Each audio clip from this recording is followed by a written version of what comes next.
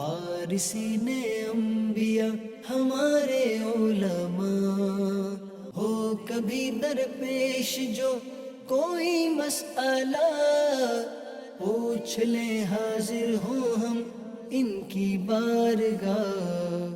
الحمد للہ رب العالمین والصلاة والسلام علی خاتم النبیین، اما بعد فاعوذ باللہ من الشیطان الرجیم، بسم اللہ الرحمن الرحیم۔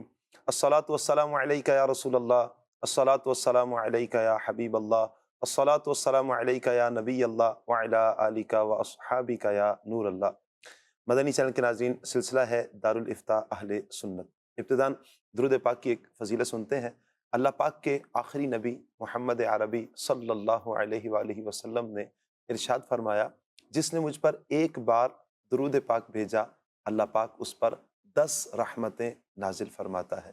صلو علی الحبیب صلی اللہ تعالی علی محمد صلی اللہ علیہ وآلہ وسلم۔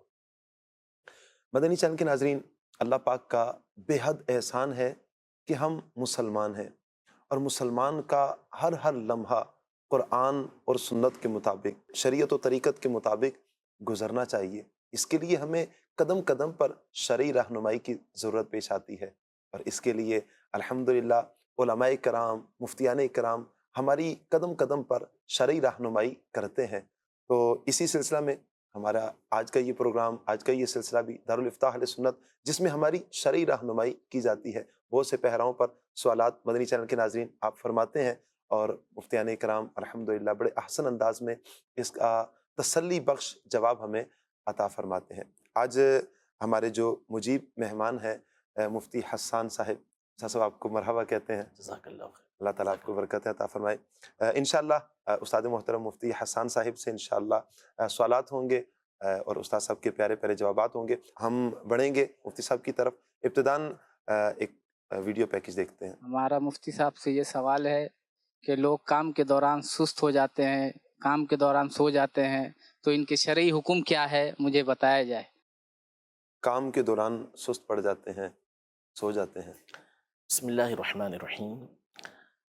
دیکھیں، کام کے دوران سونے کی تو ظاہر اجازت ہی نہیں ہے، اور بعض کام تو وہ ہوتے ہیں کہ جو ہوتے ہی جاگنے کے ہیں، اس میں سونا یہ درست ہی نہیں ہوگا۔ جیسے چوکیدار کا کام ہے، گارڈ کا کام ہے، اس کی ڈیوٹی ہے اور اسی وقت میں وہ سو گیا، تو ظاہر ہے کہ اس کا سونا یہ بالکل غلط ہے، اور اس کی ڈیوٹی اس نے صحیح طریقے سے نبھائی نہیں، تو اس کی تنخواہ کا بھی وہ حقدار نہیں بنے گا۔ صحیح۔ اور اس کے علاوہ بھی ظاہر ہے کہ جس کو ڈیوٹی پر رکھا جاتا ہے تو اس کو اس لیے نہیں رکھا جاتا کہ وہ اس میں سو جائے، تو وہ سوئے گا تو غلط کرے گا۔ اگر تو وہ پرائیویٹ ادارہ ہے اور مالک کی طرف سے اس کو اجازت ہے کہ بھائی اتنے وقت میں آپ سو سکتے ہیں، صحیح۔ تو اتنے وقت میں سو سکتا ہے۔ اس کے علاوہ اگر اس کی اجازت کے بغیر وہ سویا ہے تو اس صورت میں اس کو کٹوتی کروانا پڑے گی۔ اور اگر وہ وقف کا ادارہ ہے، سرکاری ادارہ ہے، جی۔ تو اب وقفہ ملا ہوا ہے اس کے اندر اسے، جیسے بعض اداروں کے اندر 1 سے 2 وقفہ ہوتا ہے، یا 1.5 سے 2.5 وقفہ ہوتا ہے، گھنٹے کا 1.5 گھنٹے کا جو وقفہ ہوتا ہے، اس میں اجازت ہوتی ہے جو کام کرنے والے ہوتے ہیں ان کو کہ وہ کھانا کھائیں اس کے اندر، نماز پڑھیں یا آرام کریں، تو اپنے فرائض کی ادائیگی کے بعد وہ سو جاتا ہے اس وقفے کے اندر، اور اپنے اجارہ ٹائم پر جو نوکری کا ٹائم ہے اس پر وہ اپنی جاب پر پہنچ جاتا ہے، اپنی سیٹ پر پہنچ جاتا ہے، تو ٹھیک ہے اس کا۔ لیکن اس کے علاوہ اگر وہ سوئے گا تو پھر اس کو کٹوتی کرانا ہوگی۔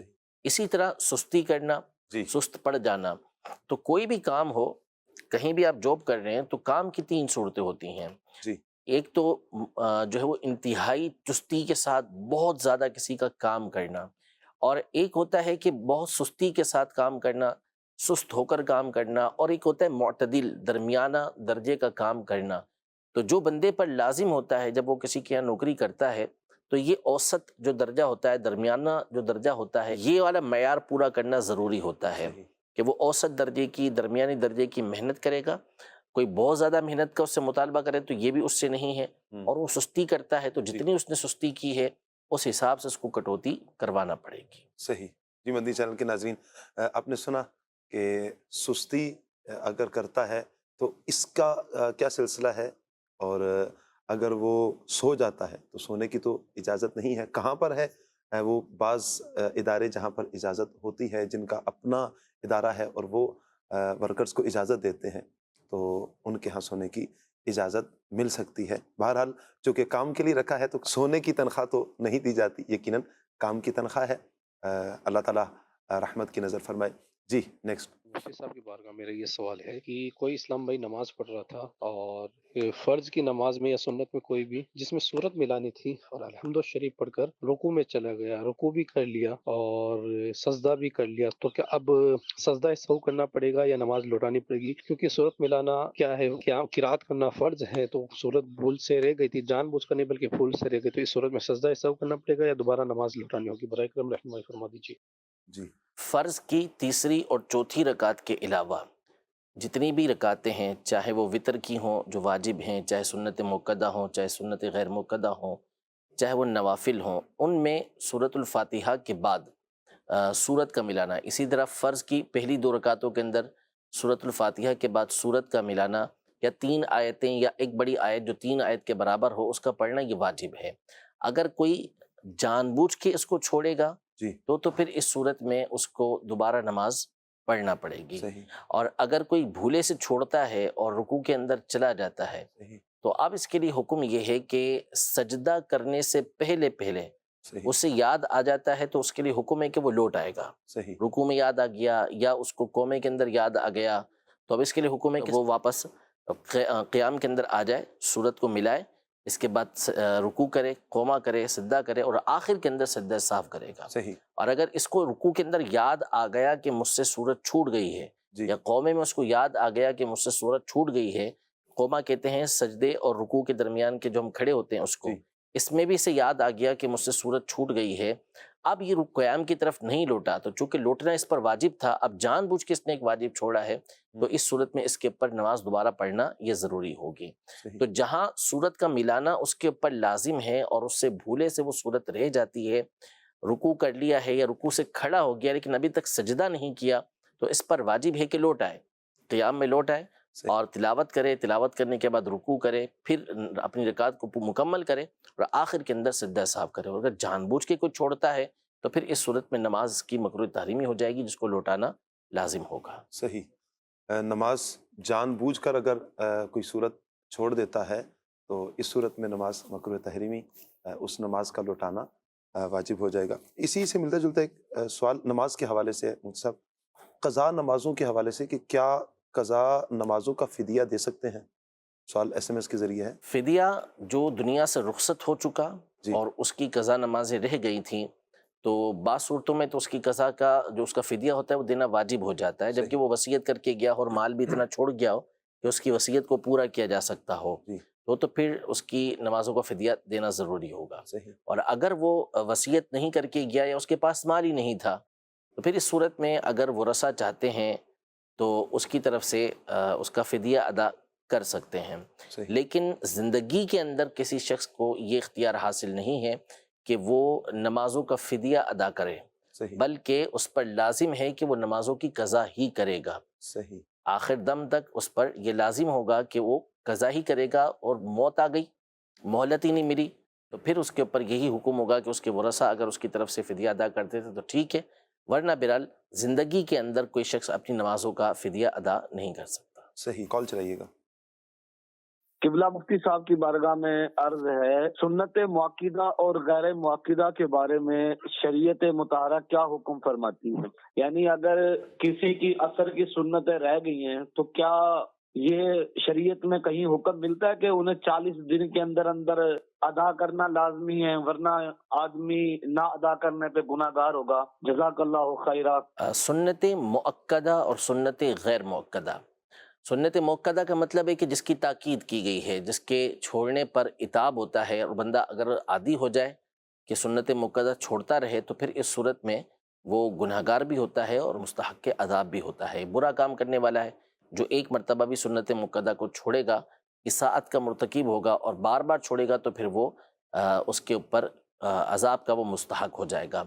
تو سنت مؤکدہ چھوڑنے کی اجازت نہیں ہے، لیکن چاہے سنت مؤکدہ ہوں چاہے سنت غیر مؤکدہ ہوں، اگر وہ رہ گئیں اور وقت نکل چکا ہے ان کے پڑھنے کا تو پھر اس صورت میں ان کی قضا نہیں ہے. صحیح جیسے مثال کے طور پر ظہر کی 4 سنتیں اور ظہر کے بعد کی 2 سنتیں یہ مؤکدہ ہیں. صحیح اگر کسی نے فرض پڑھے اور یہ دونوں رکعتیں اس نے نہیں پڑھی، نہ 4 رکعت پہلے کی پڑھی نہ 2 رکعت بعد کی پڑھی، وقت نکل گیا تو اس نے کیا تو غلط، جس پہ وہ توبہ کرے گا، لیکن اس کی قضا نہیں ہے۔ اسی طرح مغرب کے بعد کی 2 رکعتیں سنت موقدہ ہیں، عشاء کے بعد کی 2 رکعتیں سنت موقدہ ہیں، تو اگر یہ چھوٹ جاتی ہیں اور وقت نکل جاتا ہے تو اب ان کی قضا یہ نہیں ہے۔ صحیح۔ اسی طرح جو فجر سے پہلے کی 2 سنتیں ہیں یہ بھی موقدہ ہیں، اگر کسی کی رہ گئیں تو اب اس کے لیے بہتر یہ ہے کہ جب سورج طلوع ہو جائے تو سورج طلوع ہونے کے بعد سے لے کر ذہبہ کبریٰ، جس کو ہمارے یہاں زوال کا وقت کہا جاتا ہے، اس سے پہلے پہلے اس کو ادا کر لے۔ اگر اس دن ادا نہیں کر پایا تو پھر یہ اس کی قضا بھی نہیں کر سکتا، اور اس کی قضا بھی لازم نہیں ہے، بہتر یہ ہے کہ کر لے تو اچھا ہے، نہیں کرے گا تو اب یہ کہ اس کو اس کا گناہ نہیں ملے گا، جان بوجھ کے چھوڑیے سنت موقدہ، اس کا گناہ اسے ملے گا۔ تو یوں سنت موقدہ یا سنت غیر موقدہ جو ہے ان کو چھوڑنے پر ان کی قضا نہیں ہے، البتہ چاہے سنت موقدہ ہوں چاہے سنت غیر موقدہ ہوں ان کو ادا کرنا چاہیے۔ سنت موقدہ بعض اوقات کئی لوگ ہوتے ہیں کہ جو نہیں چھوڑتے، پڑھتے ہیں، ان کی عادت ہوتی ہے پڑھنے کی، لیکن سنت غیر موقدہ کے حوالے سے ہماری بہت بڑی تعداد ہے جس کا ایک ذہن بنا ہوا ہوتا ہے کہ چونکہ سنت غیر موقدہ ہے تو گویا کہ اس کو پڑھنے کی ضرورت ہی نہیں ہے۔ ایک عرصہ گزر جاتا ہے بہت بڑی تعداد کو کہ جس نے عصر کی سنتیں نہیں پڑھی ہوتی ہیں، عشاء کی سنتیں نہیں پڑھی ہوتی ہیں اس سے پہلے کی، تو یہ طریقہ کار اچھا نہیں ہے۔ ہمارے اسلاف کا معمول یہ تھا، طریقہ کار یہ تھا کہ ان کو جب کسی چیز کے بارے میں پتہ چلتا کہ یہ سنت ہے تو وہ اس کو کرنے کی کوشش کرتے تھے، کہ پتہ چل گیا کہ نبی پاک صلی اللہ علیہ وسلم نے یہ کام کیا تھا تو وہ اس کو ادا کرنے کی کوشش کرتے تھے، لیکن ہمارے یہاں اس کا الٹ ہو چکا کہ اگر کسی چیز کے بارے میں پتہ چلے کہ سنت ہے تو ہم یہ کہتے ہیں سنت یہ نا فرض و واجب تو نہیں ہے، ایسے ہی ہے، موقدہ تو نہیں ہے نا، چھوڑنے پہ گناہ تو نہیں ہوگا، لہذا اس کو چھوڑ دیتے ہیں۔ تو یہ طرز ٹھیک نہیں، طرز وہی ٹھیک تھی جو بزرگوں کی ہے کہ جب کسی چیز کے بارے میں پتہ چلے کہ نبی پاک صلی اللہ تعالیٰ علیہ وآلہ وسلم کی سنت مبارکہ ہے تو کوشش یہی ہونی چاہیے کہ اس کو فوری طور پر ادا کرنے کے لیے جستجو کرنی چاہیے۔ Video call. میرا مفتی صاحب سے سوال یہ ہے کہ عام طور پر مسجدوں میں 2 گیٹ ہوتے ہیں، جن میں سے بعض اسلامی بھائی اپنے آسانی کے لیے مسجد کو راستہ بناتے ہیں، تو مسجد کو راستہ بنانا کیسا ہے؟ مسجد کو راستہ، مسجد کو راستہ بنانا جائز نہیں ہے، صحیح، حتیٰ کہ فقہاء کرام نے یہاں تک ارشاد فرمایا کہ اگر کوئی یہ غلطی کر بیٹھا کہ مسجد کو راستہ بنانے کے لیے مسجد کے ایک دروازے سے داخل ہوا، اب داخل ہو کر اسے احساس ہوا تو اسے چاہیے کہ مسجد میں ہی رہے اور نماز ادا کرے، پھر اس کے بعد اس کو مسجد کے باہر نکلنا ہے تو دوسرے گیٹ سے نکلے۔ تو اگر کوئی قصداً اس لیے مسجد میں آتا ہے کہ میں دوسرے دروازے سے نکل جاؤں گا تو یہ مسجد کو راستہ بنانا ہوا، یہ جائز نہیں ہے۔ مسجد راستے بنانے کے لیے نہیں بنائی گئی، مسجد نماز کی ادائیگی کے لیے بنائی گئی ہیں۔ ہاں، کوئی نماز پڑھنے کے لیے داخل ہوا، اس گیٹ سے داخل ہوا، نماز ادا کی اس نے اور اس کا مقصد نماز ہی پڑھنا تھا، اب وہ دوسرے گیٹ سے باہر نکل جاتا ہے تو اس کا نکلنا یہ درست ہوگا۔ صحیح صحیح۔ ایک سوال ایس ایم ایس کے ذریعے مجھ سے، سنت اور حدیث میں کیا فرق ہے؟ دیکھیں، ایک جو محدثین کی اصطلاح ہے اس کے مطابق تو جو متحقق قول ہے جس پر اکثر علماء ہیں وہ یہ ہے کہ دونوں ایک ہی چیز ہیں، حدیث اور سنت ایک ہی چیز ہے، اور بسا اوقات اس میں فرق کیا جاتا ہے کہ نبی پاک صلی اللہ تعالیٰ علیہ وآلہ وسلم کا جو خاص طریقہ کار ہے، یعنی آپ علیہ السلام نے جس کام کو اختیار کیا تو اس کو سنت کہتے ہیں، اور حدیث کہتے ہیں نبی پاک صلی اللہ تعالیٰ علیہ وآلہ وسلم کے فرمان کو، آپ کے کام کو، آپ علیہ السلام کے تقریر کو، یعنی آپ علیہ السلام کے سامنے کوئی چیز کی گئی اور آپ نے اس پر خاموشی اختیار کی، اس کا منع نہیں فرمایا۔ اور اسی طرح صحابی کے قول کو، صحابی رضی اللہ تعالیٰ عنہ کے فعل کو، اور تابعی جو ہوتے ہیں ان کے قول اور ان کے فعل، ان کو یہ محدثین کی اصطلاح کے اندر حدیث کہتے ہیں، اور اکثر محدثین کے نزدیک یہی سنت کا معنی ہے۔ باقی اس کے علاوہ سنت کی اور بہت ساری تعریفیں کی گئی ہیں۔ سنت کا مطلب ہوتا ہے راستہ، کہ جو راستہ ہوتا ہے، طریقہ کار ہوتا ہے، اس کو سنت کہا جاتا ہے۔ تو جو طریقہ کار نبی پاک صلی اللہ تعالیٰ علیہ وآلہ وسلم نے اپنی امت کے لیے مشروع فرمایا، جس پر آپ نے حکم ارشاد فرمایا کہ اس پر چلنا ہے، یہ چیز اختیار کرنی ہے، تو اس کو سنت کہا جاتا ہے۔ صحیح۔ بلال بھائی ہیں کشمیر سے، یہ کہہ رہے ہیں کہ نماز جنازہ کے بعد ہاتھ اٹھا کر دعا کرنے کا کیا حکم ہے؟ دیکھیں، ہاتھ اٹھا کر دعا مانگنا چاہے نماز جنازہ کے بعد ہو، چاہے نماز کے بعد ہو، چاہے نماز استسقاء کے بعد ہو یا کسی اور مقام پر ہو، ہاتھ اٹھانا دعا میں یہ نبی پاک صلی اللہ تعالیٰ علیہ وآلہ وسلم کا طریقہ کار ہے۔ آپ علیہ الصلوۃ والسلام اکثر و بیشتر دعا میں ہاتھ اٹھایا کرتے تھے۔ صحیح۔ اب رہا نماز جنازہ کے بعد دعا کا مانگنا اور اس میں ہاتھوں کو اٹھانا، تو بالکل جائز ہے۔ نبی پاک صلی اللہ علیہ وسلم کی حدیث مبارکہ ہے کہ اذا صلیتم علی المیت فاخلصوا له الدعاء، کہ جب تم میت پر نماز جنازہ پڑھ چکو تو اس کے لیے خلوص کے ساتھ دعا مانگو۔ تو خود نبی پاک صلی اللہ علیہ وسلم نے اس بات کا حکم ارشاد فرمایا ہے۔ اسی طرح فقہ حنفی کی معتبر کتابوں کے اندر سیدنا ابن عباس رضی اللہ تعالی عنہما کا یہ فعل مذکور ہے کہ انہوں نے حضرت عمر رضی اللہ تعالی عنہ کے جنازے کے بعد حضرت ابن عمر رضی اللہ تعالی عنہما کے سامنے حضرت عمر رضی اللہ تعالی عنہ کے لیے دعا کی تھی اور اس پر کسی طرح کا کوئی انکار نہیں کیا گیا تھا۔ تو نماز جنازہ کے بعد دعا کرنا یہ بالکل درست ہے، اس میں کوئی حرج نہیں ہے۔ نماز جنازہ بھی دعا ہے اور اس کے بعد دعا پر دعا مانگنے میں کوئی حرج نہیں ہوتا۔ البتہ اس میں بہت زیادہ طوالت نہیں کرنی چاہیے، لمبی بہت زیادہ دعا نہ مانگے۔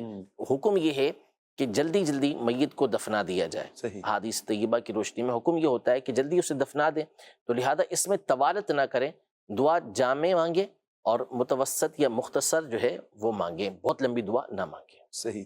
مدنی چینل کے ناظرین، صاحب نے جواب دیا کہ نماز جنازہ کے بعد دعا کرنا یہ جائز ہے، چونکہ نماز جنازہ بھی دعا ہے، اس کے بعد بھی دعا کرنا، دعا پر دعا کرنا یہ جائز ہے۔ جب بھی اس طرح کا سلسلہ ہو، کسی کی نماز جنازہ کے لیے جانا ہو تو ضرور اس کے حق میں دعا کریں کہ یہ اس کے اپنے جو مردہ بھائی ہے اس کے ساتھ بھلائی ہے، تو ہمیں اس کے ساتھ بھلائی ہی کرنی چاہیے، لیکن وہی ہے کہ طوالت نہ ہو، لمبا نہ ہو، بہت لمبی دعا نہ ہو، بلکہ جلدی اس میں کی جائے۔ مفتی صاحب، ایک اور سوال ہے کہ ابھی جس طرح چل رہا تھا کہ ابھی آپ ارشاد فرما رہے تھے کہ عصر کی جو غیر مؤکد سنتیں ہیں اکثر ایک تعداد چھوڑ بھی دیتی ہے، پڑھنے کا ذہن بنا ہے۔ ایک بھائی کہہ رہے ہیں کہ فرض نماز، عصر کی نماز کا وقت ہے اور تاخیر ہو گئی، اب اگر فرض پڑھتا ہوں تو مکروہ وقت شروع ہو جاتا ہے، تو اس صورت میں عصر کی سنتوں کا کیا ہوگا؟ اگر تو فرض شروع کرنے کے یعنی سنتیں پڑھے گا، اتنی دیر ہو جائے گی کہ وقت شروع ہو جائے گا مکروہ، جی، اور فرض جو وہ شروع کرے گا وہ مکروہ وقت میں ہی شروع کرے گا، تو پھر تو حکم یہی ہے کہ وہ فرض ادا کر لے، صحیح، تاکہ مکروہ وقت میں جو نماز ادا کرنا جو مکروہ تحریمی ہے، گناہ ہے، اس کے اندر یہ نہ پڑے۔ صحیح، ورنہ یہ کہ اگر اتنا ٹائم ہے کہ مکروہ وقت شروع ہونے سے پہلے پہلے یہ فرض شروع کر لے گا، تو پھر اس صورت میں بہتر یہی ہے کہ سنت ادا کر کے پھر فرض کی ادائیگی کریں۔ صحیح۔ ایک اور سوال ہے، کیا رات کے وقت گھر یا دکان میں جھاڑو لگا سکتے ہیں؟ جی، کوئی مسئلہ نہیں ہے، اس کے اندر جھاڑو بالکل لگائی جا سکتی ہے اور صفائی کو اسلام پسند کرتا ہے۔ یہ ہوتا ہے اصل میں بعض بزرگوں کے تجربات ہوتے ہیں کہ جس کی روشنی میں وہ اپنے تجربے کو بیان کرتے ہیں کہ یوں کرنے کی وجہ سے یوں ہوا۔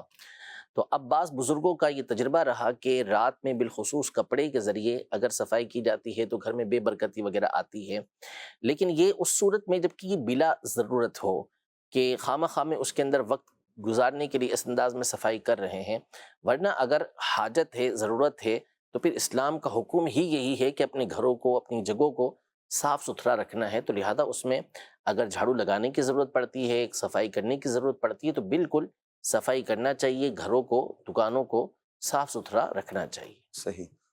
ایک اور سوال ہے مفتی صاحب کہ قضا نمازیں پڑھ لیں تو چونکہ یہ ایک گناہ کا کام تھا، گناہ کیا، غلطی ہوئی یا کچھ بھی ہوا، قضا ہوئی نمازیں، کہا کہ اب نمازیں قضا پڑھ لی ہیں تو وہ جو قضا نمازوں پر وعیدات تھیں تو کیا وہ اب ختم ہو جائیں گی، وہ جو گناہ کا تھا سلسلہ؟ لیکن کچھ گناہ وہ ہوتے ہیں کہ جن پر معافی بھی مانگنا ہوتی ہے، اس کی تلافی بھی کرنا ہوتی ہے، اور کچھ میں فقط معافی مانگنا ہوتی ہے، تلافی نہیں ہوتی۔ تو یہ جو قضا نمازیں ہیں، یہ اس میں معافی اور تلافی دونوں ہیں۔ اللہ پاک سے معافی مانگنا بھی ضروری ہے، جو قضا کا گناہ ہوا ہے اس کی آپ نے توبہ بھی کرنی ہے، اللہ پاک سے معافی بھی مانگنی ہے اور اس کی قضا بھی کرنی ہے۔ تو صرف قضا نہیں کریں گے بلکہ قضا کے ساتھ ساتھ معافی بھی مانگنی ہے، اللہ پاک سے توبہ بھی کرنی ہے، اور صرف توبہ بھی نہیں، یعنی صرف معافی مانگنا بھی نہیں ہے، استغفار کرنا نہیں، بلکہ ساتھ میں اس کی قضا بھی کرنی ہے۔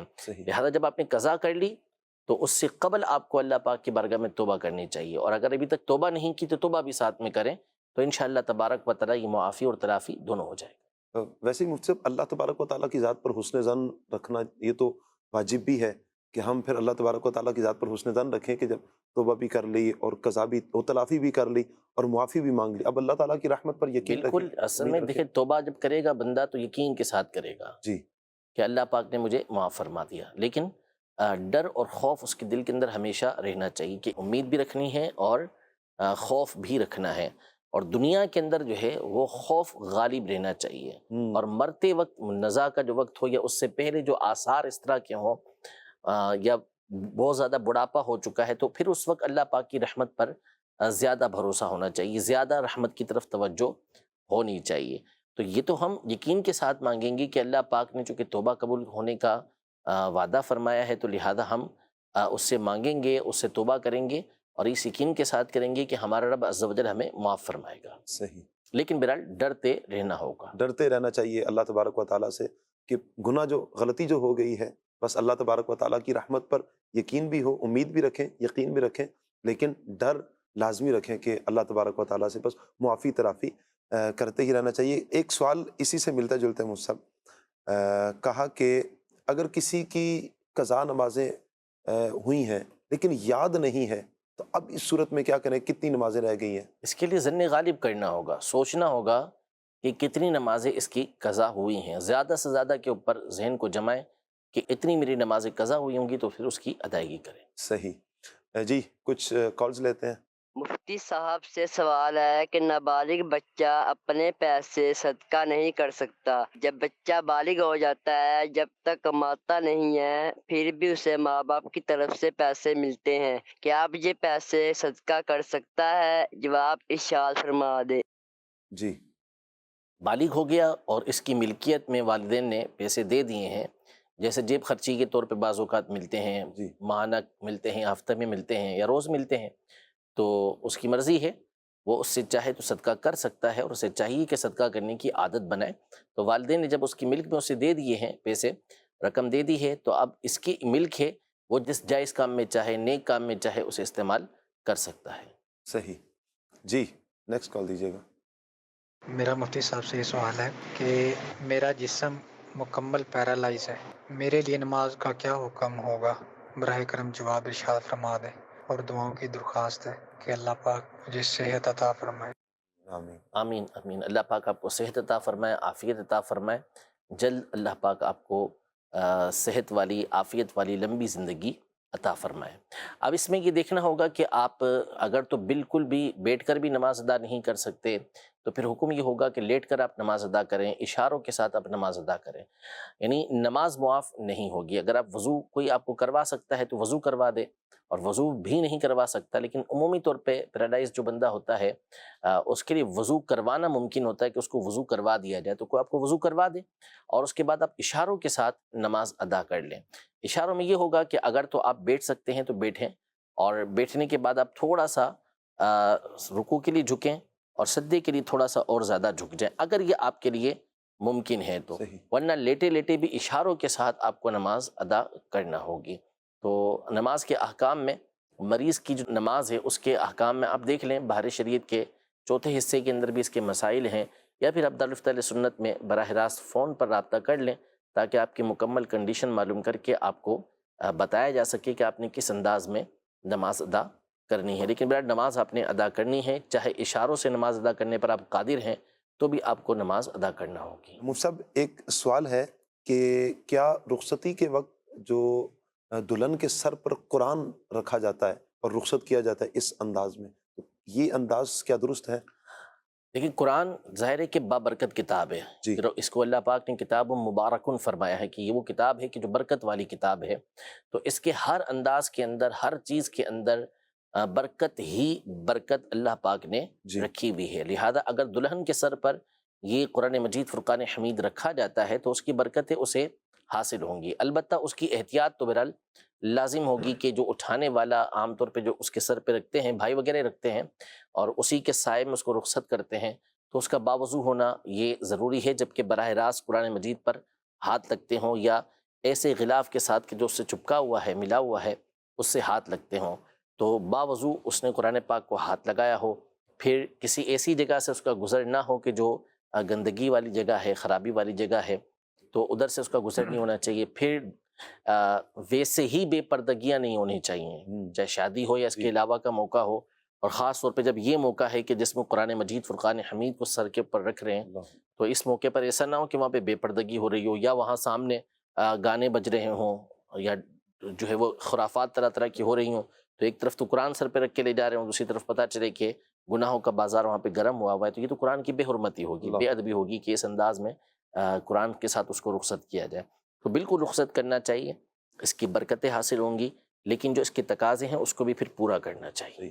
مفتی صاحب، بعض علاقے ایسے ہیں کہ جہاں پر رخصتی کے وقت جیسے ہی جو دلہن ہے گیٹ پر پہنچتی ہیں، ان کے ہاتھ میں چاول دیے جاتے ہیں اور چینی اور چاول مکس کر کے تو وہ 3 مرتبہ یوں پھینکتی ہے اس غرض کے ساتھ، اور کہ بس وہ اپنا رزق اس گھر میں چھوڑ کر جا رہی ہے، اب جس گھر میں جائے گی تو اس گھر میں اس کو نیا رزق ملے گا، تو یہ عمل کرنا کیسا ہے؟ سارے پھینکے گی تو پھر تو وہ ضائع ہو جائے گا۔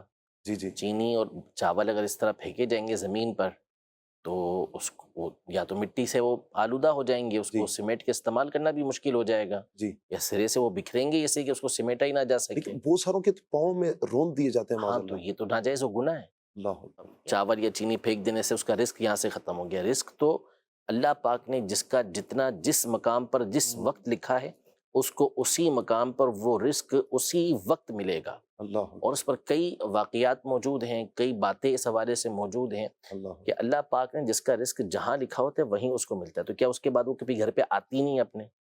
یہ بھی ہے۔ تو گھر پہ آتی ہوگی نا، نعوذ باللہ، اللہ نہ کرے رشتہ اگر ٹوٹ جاتا ہو، کیا ایسے علاقوں میں رشتے ٹوٹتے ہی نہیں ہیں؟ ایسا ہے، اگر ٹوٹ جاتا ہو رشتہ تو پھر کیا کریں گے؟ وہ رزق وہاں سے نکال کے پھینک گئی ہے تو اب اس کو کسی اور جگہ بھیج دو، ایسا تو نہیں ہوگا نا۔ تو یہ فضول کی رسم ہے۔ صحیح، ایک تو یہ ہوتا نا کہ چلو اس میں یہ کہ وہ اس کے سر سے وار کر جو ہے جی، وہ رکھ دیتے یا صدقہ کر دیتے اس کو، تو جی، تو جی۔ چلو ٹھیک ہے کہ کسی کا بھلا ہو جاتا، کسی غریب انسان تک وہ چیزیں پہنچ جاتی کہ اس کو آگے کا جو گھر ہے اس میں جو ہے وہ اچھا رزق ملے، اس کے لیے اچھائی ہو، گھر اس کو سکون والا ہو، امن والا ہو، ان نیتوں کے ساتھ اگر اس کو صدقہ کر دیا جاتا تو ٹھیک ہے، لیکن اس کو ضائع کر دینا اور ضائع کر کے پھر یہ کانسیپٹ رکھنا کہ اس کو اس گھر سے اس کا رزق ختم اور اگلی جگہ پر ملے گا، یہ تو بالکل باطل بات ہے۔ اللہ اکبر۔ تو یہ جہاں پر اس طرح کی رسومات ہیں، ہمیں شرعی رہنمائی لیتے رہنا چاہیے اور شرعی رہنمائی کے مطابق ہی ہمیں عمل کرنا چاہیے۔ رزق ہے یہ، اور اس رزق کی بے حرمتی ہے، کتنے پاؤں میں رون دیا جاتا ہے۔ رزق کے لیے انسان کہاں سے کہاں تک کا سفر کرتا ہے، بیرون ملک، تو والدین کو چھوڑ دیا، بیوی بچوں کو چھوڑ کر کئی دن تک وہ بلکہ سالہ سال تک وہ بیرون ملک رہ کر یا پردیس کاٹ کر یا گھر سے دور رہ کر وہ اس رزق کے لیے نہ جانے کتنی محنتیں کرتا ہے، اور اسی رزق کی بے حرمتی الامان۔ اللہ تعالیٰ عافیت والا معاملہ فرمائے۔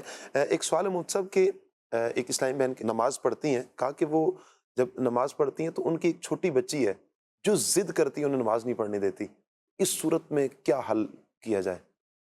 دیکھیں 50 کام وہ کرتی ہوں گی نا، کھانا بھی بناتی ہوں گی، جی اور بھی بہت سارے کام وہ کرتی ہوں گی، صفائی ستھرائی کرتی ہوں گی، بہت ساری چیزیں ہیں کہ جو اس بچی کی موجودگی میں وہ کرتی ہوں گی۔ جی تو بچی کو یا تو کسی کے سپرد کریں، وہاں پر کوئی موجود ہے تو وہ اس بچی کو سنبھالے، ورنہ کم از کم یہ کہ بچی کو کسی ایسے کام میں لگائیں کہ جس میں اس کی حفاظت بھی رہے اور یہ نماز بآسانی ادا کر سکیں، اور کوشش کریں کہ بچی ہی کو نماز سکھا دیں کہ جب ماں نماز کے لیے کھڑی ہو تو بچی بھی ساتھ میں نماز پڑھنا شروع کر دے۔ تو چھوٹے چھوٹے بچے عام طور پہ اس طرح نماز پڑھتے ہیں، تو جس طرح دیگر کاموں کا اہتمام کرتے ہیں بچوں کی موجودگی میں، تو اسی طرح نماز کا بھی اہتمام یہ باہر صورت بہرحال کرنا ہوگا۔ اگر تنگ کرتی بھی ہے تو بھلے نماز میں وہ آڑے آ رہی ہے تو نماز پڑھتے ہوئے اس کو آہستہ سے ایک طرف عمل قلیل کے ذریعے کر سکتے ہیں۔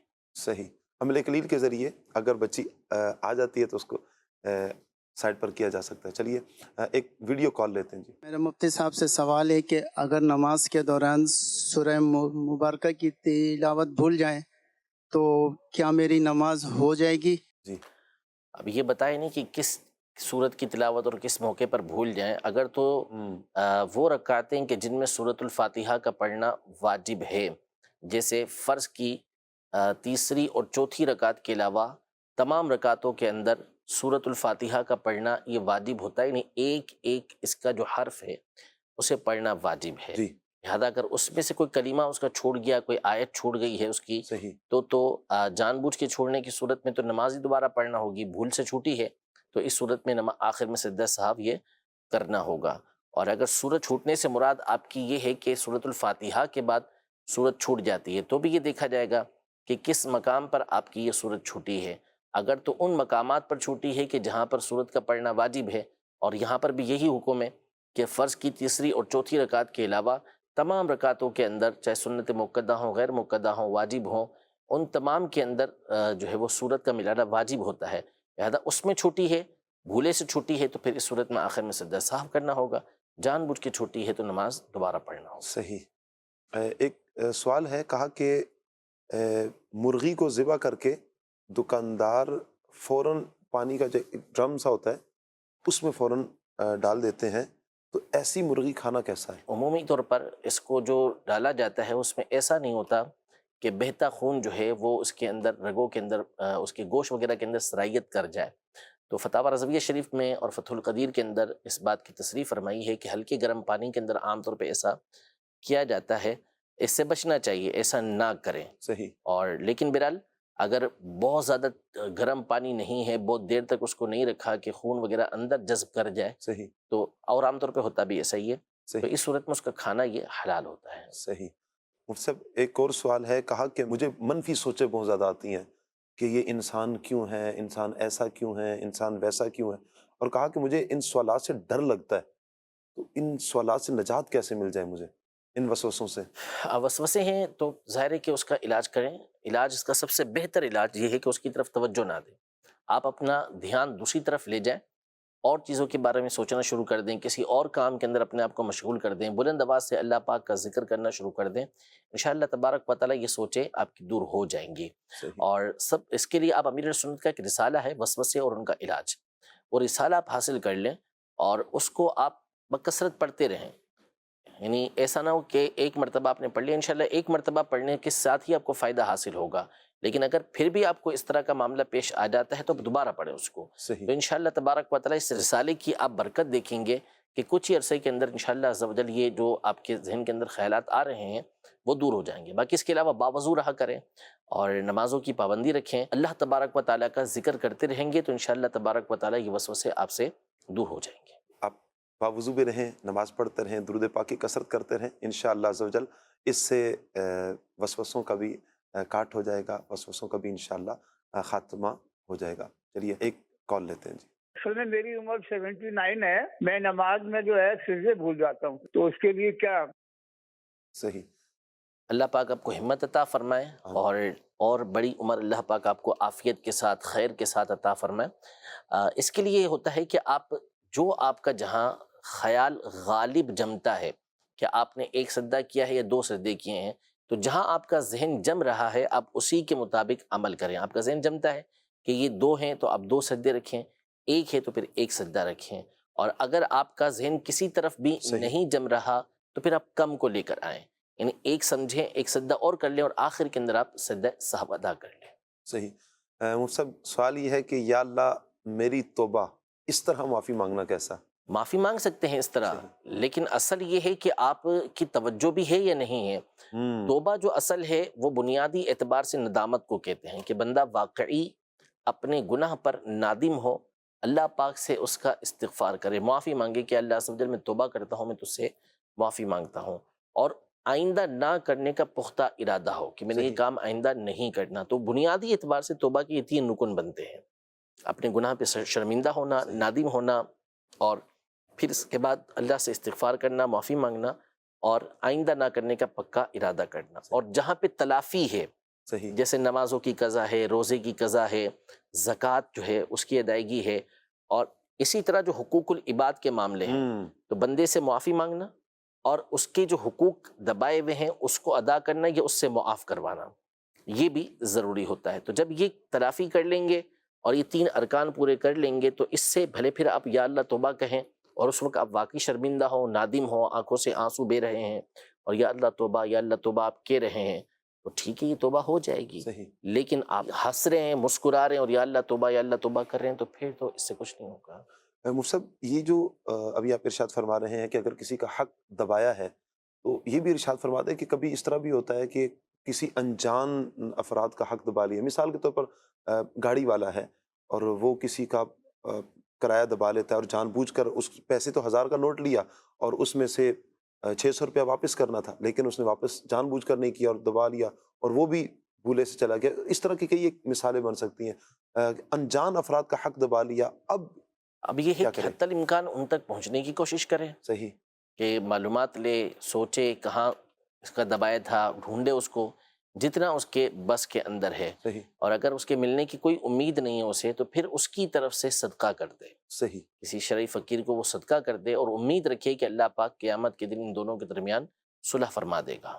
تو یہ وہ سب کبھی تو یہ بھی کہا جاتا ہے کہ اگر یوں صدقہ کریں گے تو وہ صدقہ صدقے کی نیت سے نہیں ہونا چاہیے. وہ ایک الگ چیز ہے, وہ ہے سود کی رقم نعوذ باللہ کسی صحیح. کے پاس آ گئی تو پھر اس میں حکم یہ ہوتا ہے کہ یا تو اصل مالک کو لوٹا دے, اور یہی بہتر ہے, اور اگر اصل مالک کو نہیں لوٹائے کسی شرعی فقیر کو دیتا ہے, یا اصل مالک مل ہی نہیں رہا, نہ اس کے ورثہ مل رہے ہیں, تو پھر اس صورت میں جو شرعی فقیر کو دے رہا ہے تو وہاں پر یہ نیت کرے گا کہ میں بغیر ثواب کی نیت کے یہ صدقہ کر رہا ہوں. صحیح.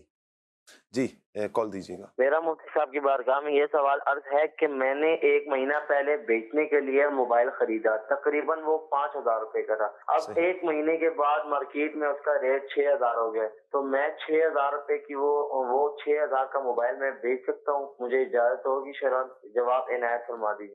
جی دیکھیں اسی وقت اگر وہ 6000 کا ہو جاتا ہے تو بھی آپ اسے بیچ سکتے ہیں. صحیح. اور ابھی 6000 کا اور اس کو آپ 10000 کا بیچتے ہیں تو بھی بیچ سکتے ہیں. صحیح. لیکن اس میں کسی طرح کا دھوکہ نہیں ہونا چاہیے, کوئی اور خلاف شرع کام نہیں ہونا چاہیے. آپ کی چیز ہے, آپ بغیر دھوکہ دیے بغیر جھوٹ بولے اس کو بیچ رہے ہیں تو آپ اسے مہنگا بیچ سکتے ہیں, اور مارکیٹ ویلیو میں اگر وہ 6000 کا ہے تو بیچنے میں کوئی حرج نہیں ہے.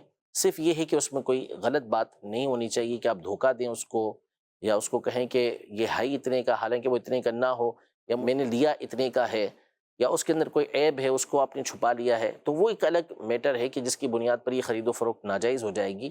لیکن ایک چیز ہے جو آپ نے 5000 کی لی تھی اب وہ اتفاق سے 6000 کی ہو گئی, تو چاہے 1 مہینے کے بعد بھی ہو چاہے اسی وقت ہو گئی ہو, آپ کے بیچنے میں کوئی حرج نہیں. لیکن مفتی صاحب یہاں پر گزارش یہ ہے کہ میری چیز ہے, اب موبائل میں نے لے لیا ہے 5000 کا لیا ہے, اب میری ہوگی, اب میں جتنے چاہے جتنے کا مرضی ہے بیچوں, 10000 کا بیچوں 20000 کا بیچوں, چیز ہے 5000 کی, مارکیٹ میں وہ تقریباً 6000 5000 اس کی ملتی ہے, لیکن میں 10000 کی بیچوں 20000 کی بیچوں.